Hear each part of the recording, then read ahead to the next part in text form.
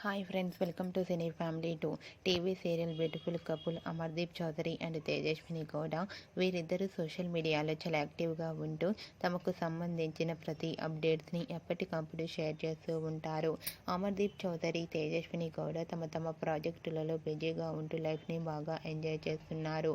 వీరిద్దరి అప్డేట్స్ బయటకు రాగానే మంచి కామెంట్స్ పెడుతుంటారు అభిమానులు.